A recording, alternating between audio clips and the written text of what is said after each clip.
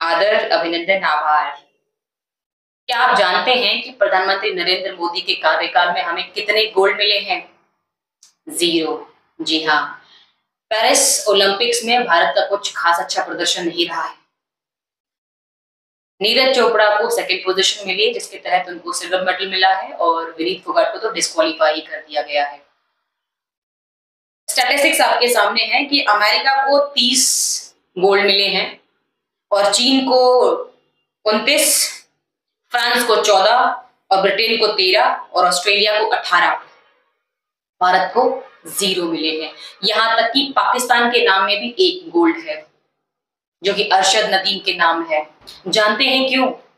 क्योंकि हमारे जो प्रधानमंत्री हैं उनको खेल का ख भी नहीं पता, और ना ही उनको जिनको उन्होंने खेल मंत्री बनाया है।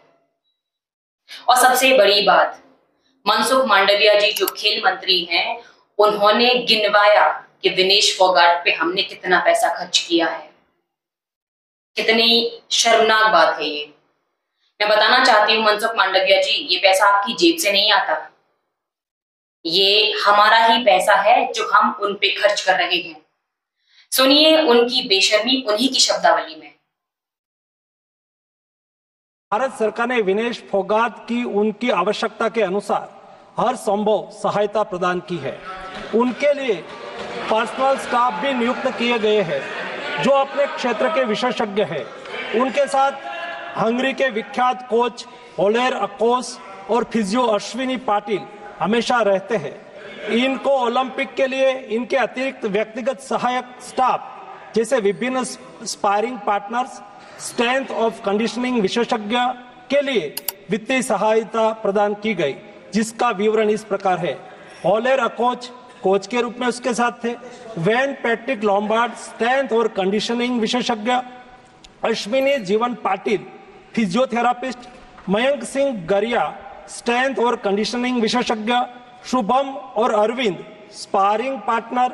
इनको पेरिस ओलंपिक चक्र के लिए कुल 70,45,775 की वित्तीय सहायता दी गई है, जिसका विवरण इस प्रकार है। स्पेन के ग्रेट पिक्स में भाग। जी हाँ, मैं बात कर रही हूँ विनेश फोगाट की। याद कीजिएगा कि किस तरीके से हमारे भारत की बेटी का अपमान दिल्ली की सड़कों पे किया गया था, जिसमें उन्हें सड़कों पे घसीटा गया था दिल्ली पुलिस के द्वारा। इसे शर्मनाक कुछ हो नहीं सकता।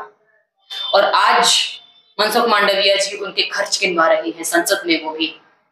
ये जो हमारे खेल मंत्री हैं मनसुख मांडविया जी, मैं इनसे कहना चाहती हूँ कि जिस 70 लाख की आप बात कर रहे हैं, वो 70 लाख आपकी जेब से नहीं आया है। वो जनता का ही पैसा है, जो कि जनता के बीच से निकले हुए खिलाड़ियों पे खर्च किया जा रहा है।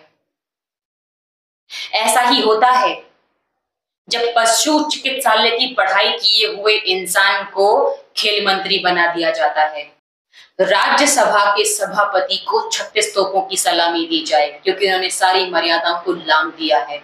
जी हाँ, राज्यसभा के सभापति जगदीप धनखड़ ने विपक्ष के अध्यक्ष यानी कांग्रेस के अध्यक्ष मल्लिका अर्जुन खड़गे पर राज्यसभा में देश को डिस्टेबलाइज करने का आरोप लगाया है, यानी देश को अस्थिर करने का आरोप।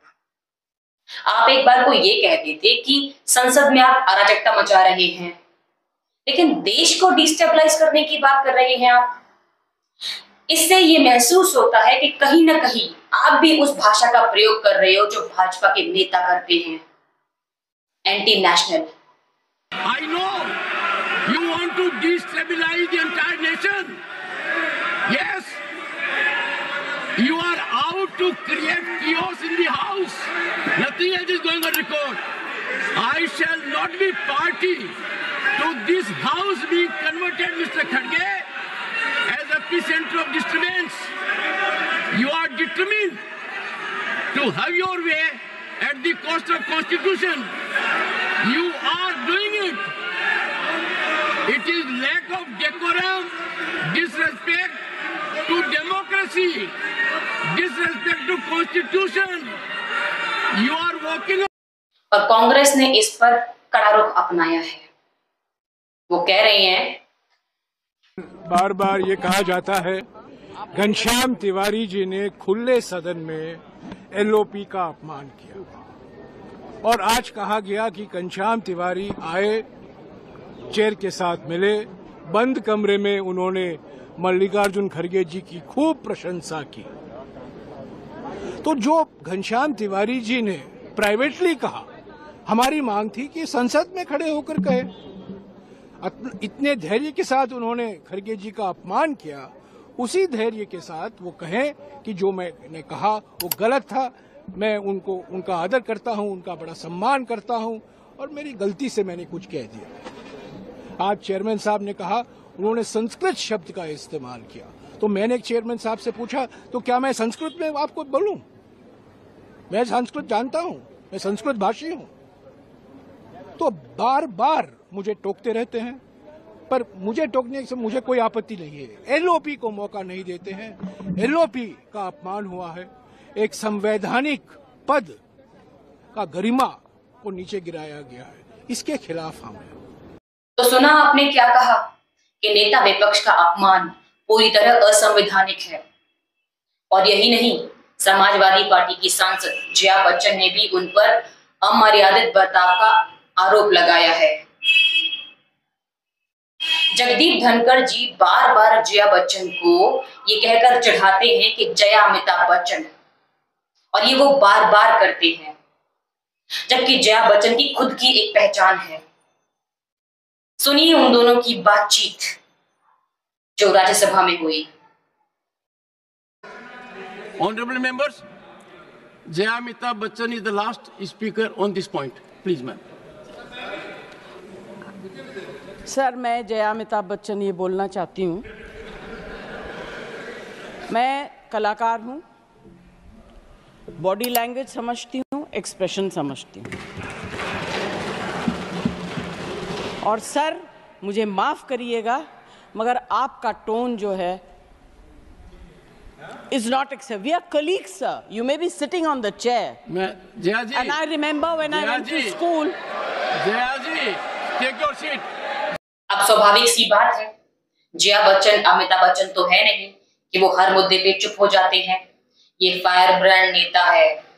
वो संसद के बाहर आई और उन्होंने आरोप लगाया राज्यसभा के सभापति जगदीप धनखड़ को कि उन्होंने अमर्यादित तरीके से बर्ताव किया है, उनको कोई अधिकार नहीं है। सुनिए।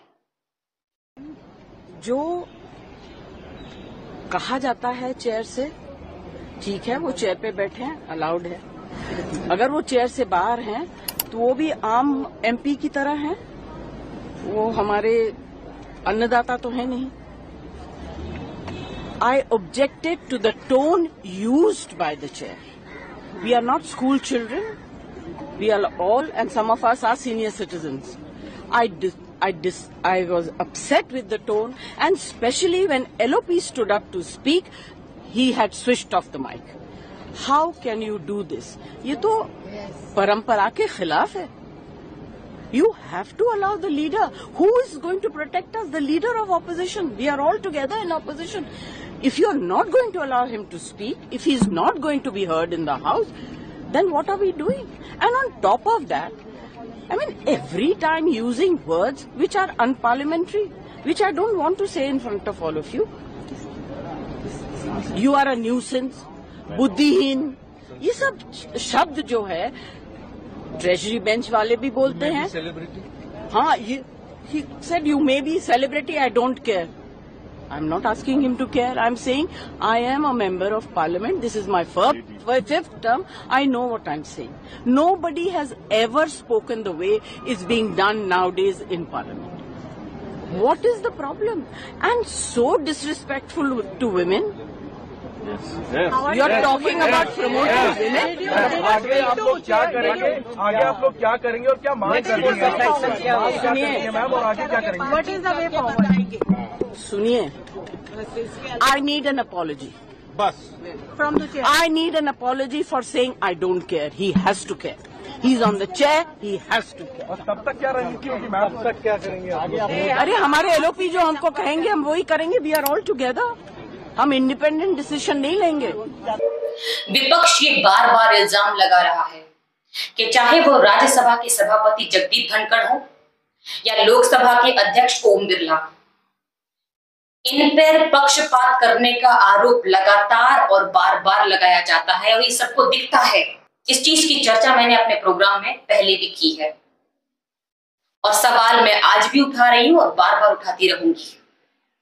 इसी के साथ मैं पूजा यादव इजाजत दीजिए और सब्सक्राइब करना ना भूलिए, इससे मोटिवेशन मिलता है। नमस्कार।